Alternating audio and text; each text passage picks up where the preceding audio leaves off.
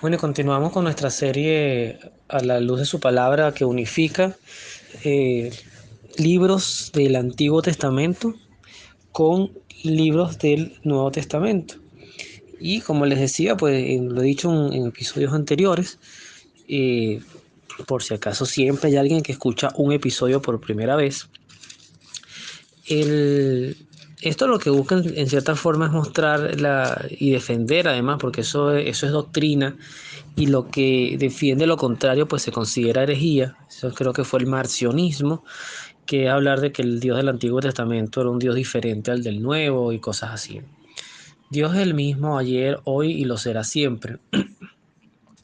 Un Dios a su vez definido, es decir, esto también es importante. La humanidad con el pasar del tiempo ha aprendido cosas, ha mejorado cosas, procesos, también ha empeorado otras.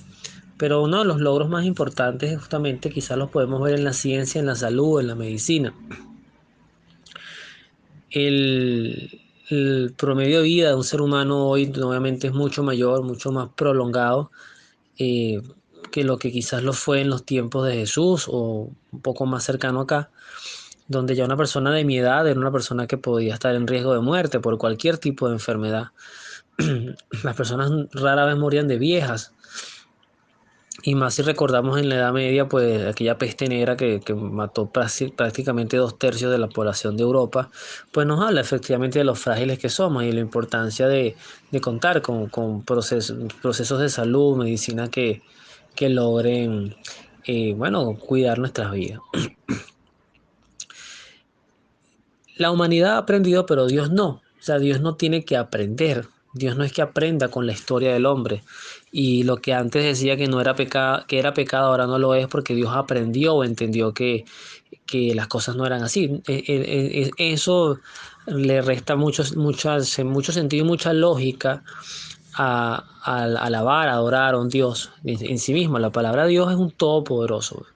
Y nosotros, ahorita que hablo desde mi realidad, hablo despierto, es importante decirlo, no hablo dormido, no es un sueño, hablo despierto, con mis sentidos activos.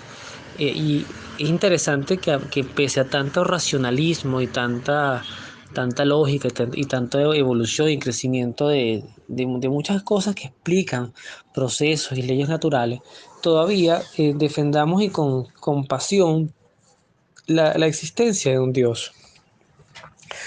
¿Y por qué es importante defender la existencia de Dios, no, digamos, del Dios verdadero? Porque eso le da sentido a la existencia humana. Nuestra existencia humana es frágil. Yo mismo paso por momentos emocionales donde a veces uno puede estar muy alegre, a veces estás muy molesto, estás muy triste. Todos son emociones válidas, pero uno no le gusta sentirse mal, uno no le gusta ni que lo alteren, ni alterar a otros, uno no le gusta eh, cargar una vida llena de angustias por temas de salud, por temas económicos, sino que uno quisiera vivir, pues, y vivir cada día, despertarte sin disfrutar a tus seres queridos, ver a tu hijo crecer o a tus hijos crecer, este, poder llegar a cierta edad y mirar atrás y decir, bueno, he logrado cosas y todo en franco crecimiento. Entonces, eso en el contexto de la vida es muy bonito, pero la vida no es así. La vida también tiene tropiezos, tiene momentos en que uno se le trastorna el sueño, en que te duele la cabeza, en que te da gripe. Entonces, el saber que después de toda esta existencia hay un Dios que es vivo y que nos llama a estar con Él, en algún punto de nuestra fe cristiana, eso tiene que motivarnos, tiene que cambiarle el sentido a nuestra existencia. Yo ando tratando de entender eso. No porque uno le pierda las ganas a esta vida, ¿no? No, al contrario, no, yo quiero vivir. Y tengo motivos muy puntuales para querer seguir vivo. No son motivos muy plurales, pero una de las cosas que dice, Señor, de verdad que yo quiero por ejemplo, mi hijo es un motivo importante, mi esposa es un motivo importante, mis proyectos, también tengo proyectos son importantes, mi hermano, mi familia en general. Pero si llega un punto donde tú dices, bueno, pero hay un consuelo para todo alma que sufre, como lo tuvo Lázaro en la parábola, y es precisamente El saber que hay un cielo donde ya todo tipo de padecimiento, angustia, dolor va a disiparse, va a perderse, no va a tener sentido. Luego de ese prólogo que acabo de hacer un poco largo, bueno, seguimos con el libro del profeta Amós. Y este libro es bien particular porque de verdad que el que le gusta predicar la verdad, además de un Dios de misericordia, de amor, de verdad que este libro es el último que debe leer. Amós es un libro, eh, dirían pues los teólogos modernos, muy chapado a la antigua, a esa visión del Dios justiciero, de ese Dios castigador. Pero está en la Biblia y además es importante porque es un profeta con la misma importancia y relevancia como los otros profetas que están acá. Y nos deja enseñanzas. Entonces, claro, uno lo que quizás debe, sin maquillar la palabra de Dios, sin querer decir algo diferente a lo que dice, es sí traer el contexto de lo que Dios en el fondo de su expresión de, a veces que da la sensación de molestia, de decepción o de tristeza, en el fondo lo que hay es un gran amor por nosotros, un gran deseo de que cambiemos nuestras vidas, que seamos personas de bien. Fíjense, por ejemplo, hoy vamos a reflexionar sobre el capítulo 5 del profeta Amós a partir del versículo 14. Y el título que está en la Biblia latinoamericana dice: El día de Yahvé será tinieblas.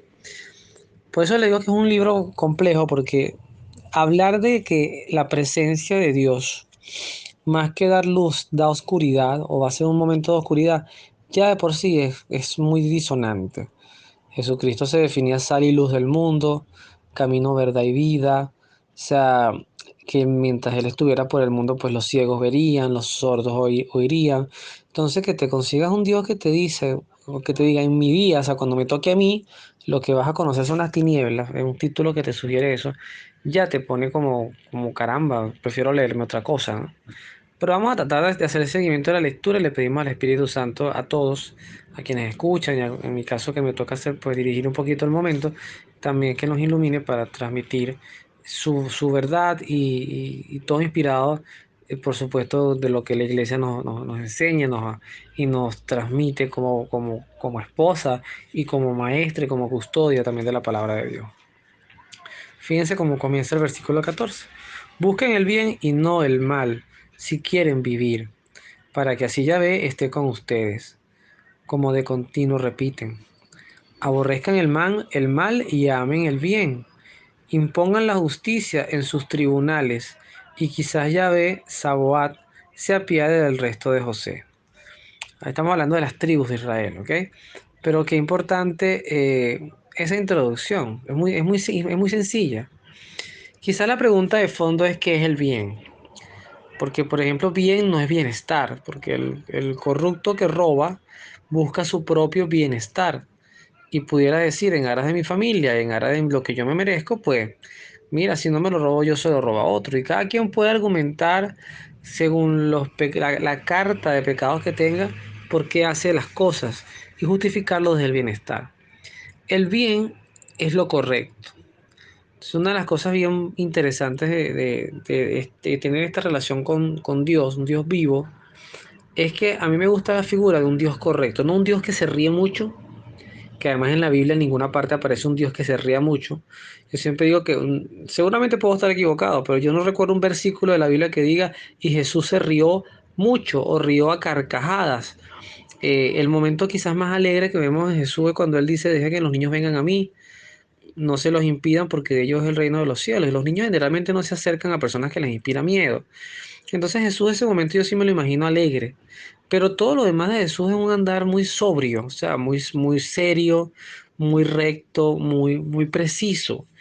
Y esa imagen de Cristo también me gusta. No un Cristo rochelero, de ese Cristo que a veces ponen vestido de hippie con una guitarra. Eso yo creo que es un poco hasta ofensivo a lo que es la real imagen de nuestro Señor. Continúa el texto. Por eso así habla Yahvé, el Dios de los ejércitos, el Señor. Habrá lamentaciones en las plazas y en todas las calles se escucharán los ayes. Invitarán a los campesinos para celebrar el duelo y contratarán lloronas como para el velorio. pues habrá llanto en todas las viñas cuando yo pase en medio de ti, dice Yahvé. Qué decepción para aquellos que suspiran por el día en que vendrá Yahvé. Yo ahí, o sea, hago un inciso, me estoy deteniendo en el versículo 18 y es hasta el 24, pero esta parte me parece interesante y la voy a trasladar a la misericordia. Cual Dios que solo es amor, que sí lo es, pero que te quedas con una sola imagen. Y dice, fíjese, qué decepción para aquellos que suspiran por el día en que vendrá Yahvé. Ese suspiro es como el que dice, bueno, yo no necesito convertirme porque Dios me ama como soy, más yo tengo el cielo ganado, yo soy muy bueno, yo he sido catequista por no sé cuántos años. Y yo digo que a veces las primeras la decepción es propia, no porque Dios realmente sea un ser que nos pueda decepcionar, sino que nos vamos a decepcionar de nuestros propios conceptos de Él. Y hay cosas que nos van a chocar mucho. Conseguirnos un Dios que sí está ahí para decirnos, wow, mira, ánimo, estoy contigo, pero también por otra parte, conseguirte una realidad de almas condenadas, conseguirte una realidad de un purgatorio, conseguirte una realidad de un juicio. Todo eso es parte de la historia y de la doctrina de nuestra fe. Entonces es importante siempre ver a Dios como es y no como nosotros creamos o queremos que sea. Sigue el texto diciendo, ¿cómo será ese día para ustedes? Pregunta Dios, ¿no? Será un día de tinieblas, no de luz. Será como un hombre que huye del león y se topa con un oso, o como el que al entrar en una casa apoya su mano en la pared y lo muerde una culebra. El día de Yahvé será tinieblas y no luz. Será un día sombrío, sin el menor destello. Yo odio y aborrezco sus fiestas, y no me agradan sus celebraciones. Aquí también hay que detenerse un poco. Si nosotros no creemos que esto es palabra de Dios, o cuestionamos alguno de los textos del libro de la Biblia, ya de por sí estamos cometiendo una herejía. O sea, de repente hay algún libro que nos parezca más duro que otro, menos comprensible. eh, no estamos quizás llamados tampoco a interpretar la palabra de Dios de manera individual, sino que lo hacemos desde la luz de la iglesia, de los padres y doctores de la iglesia, los que se les ha dado ese título porque sus escritos y sus interpretaciones son seguras, son sanas y no contradicen la doctrina y el mensaje del Señor. Pero cuando Dios dice aquí que no le gustan, que aborrece las fiestas y no le agradan nuestras celebraciones, ¿exactamente a qué se referirá? Quizás dejo esa pregunta en el aire, ¿no? Porque pudiéramos hablar de nuestras fiestas seculares, normales, nuestros encuentros sociales, donde a veces hay mucho licor, mucho baile, mucho coqueteo, mucha infidelidad, mucha este, provocación en sí misma. Pero también podemos hablar, por ejemplo, de cómo hacemos o cómo estamos viviendo o qué elementos estamos introduciendo en una celebración de la misa, de la Eucaristía. Obviamente en estos tiempos de Amós no había Eucaristía, pero sí había un templo y habían ritos. Entonces hay cosas que de por sí ya hablan de que a veces el ser humano, por querer innovar constantemente y animar para no perder gente, pues puede caer en atropellos ante cosas que a Dios no le agradan. Siempre es un ejercicio que yo no lo hago como debiera, pero se le recomienda a todo ser humano, hombre y mujer, que cada cosa que haga en la vida siempre se haga la pregunta antes de hacerlo, ¿esto le agradaría a Dios? Como me estoy vistiendo hoy para salir, como estoy tratando a mi familia, como me estoy relacionando con mis amistades, ¿eso le agrada a Dios? Y eso es un buen termómetro para poder nosotros establecernos criterios de conducta y tener un modelo a seguir. Dice, por más que me ofrezcan víctimas consumidas por el fuego, no me gustan sus ofrendas, ni me llama la atención sus sacrificios.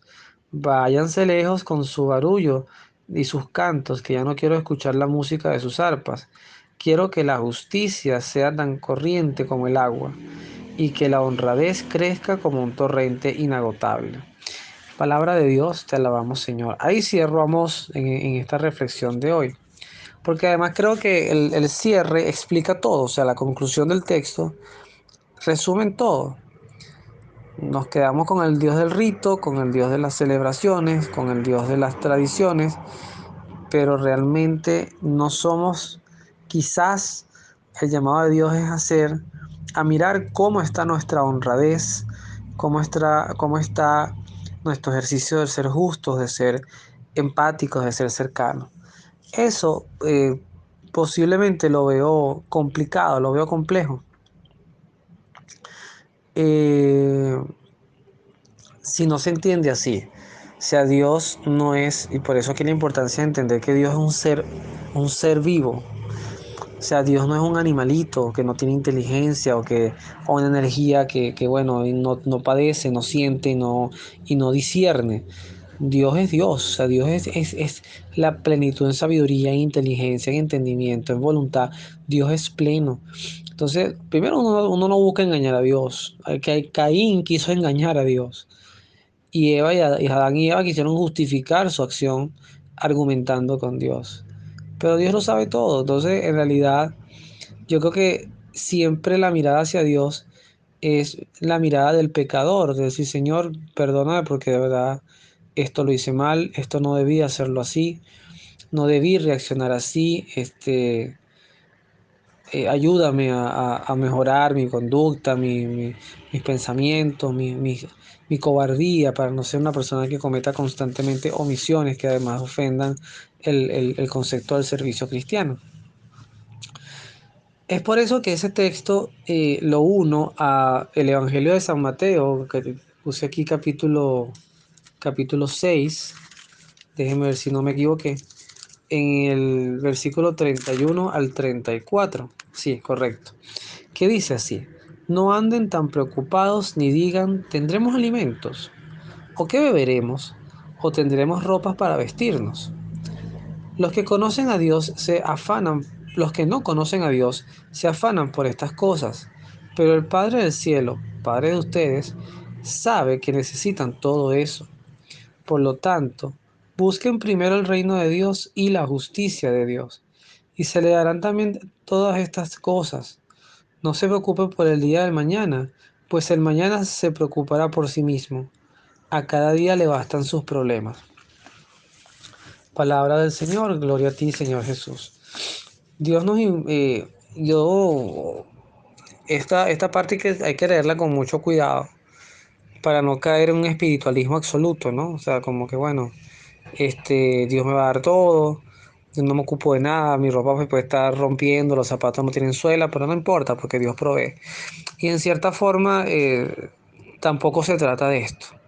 O sea, se trata de cuidarnos, pero de no andar angustiados, sobre todo por las cosas que no ocurren. Yo creo que una reflexión que yo una vez escuchaba, una reflexión, creo que era un psicólogo en redes sociales, que decía que la mayor, no mentira, miento, fue una homilía de un padre que él decía que la mayor cantidad de las preocupaciones que nosotros tenemos, además que nos generan estrés, angustia, nos quitan el sueño, nos desvelan, es por cosas o que pasaron, que ya no podemos cambiar, o que no han pasado y que tampoco sabemos si pasarán.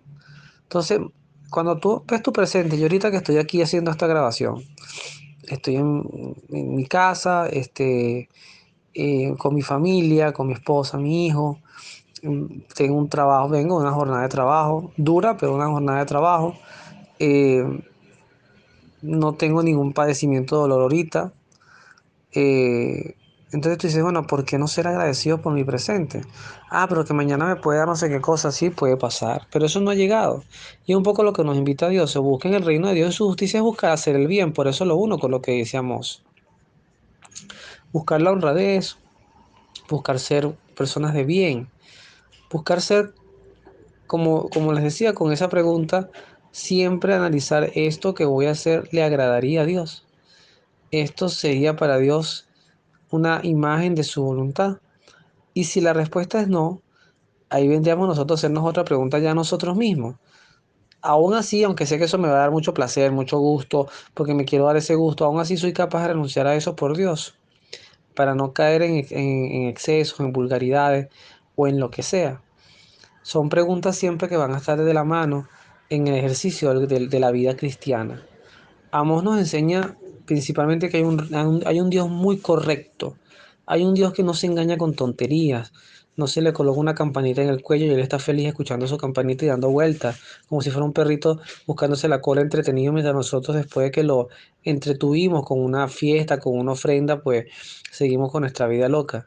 Dios nos advierte que Él nos quiere de verdad comprometidos nosotros mismos con su mensaje, con la identidad que implica ser cristiano. Por eso lo que dice Jesús: busquen primero el reino de Dios y su justicia, que las demás cosas vendrán por añadidura. Que vendrá lo que necesitemos y lo que Dios sabe que necesitamos.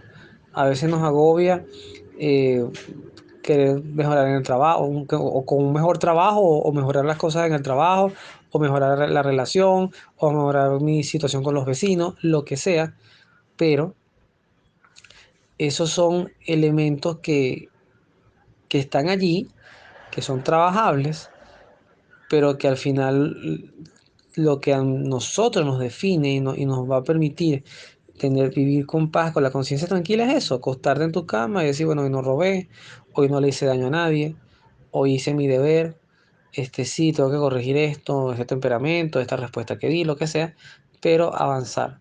Si avanzamos y Dios ve en nosotros ese deseo de ser cada día mejores, créame que vamos a ver maravillas enormes en nuestras vidas, sobre todo lo que refiere a la gracia.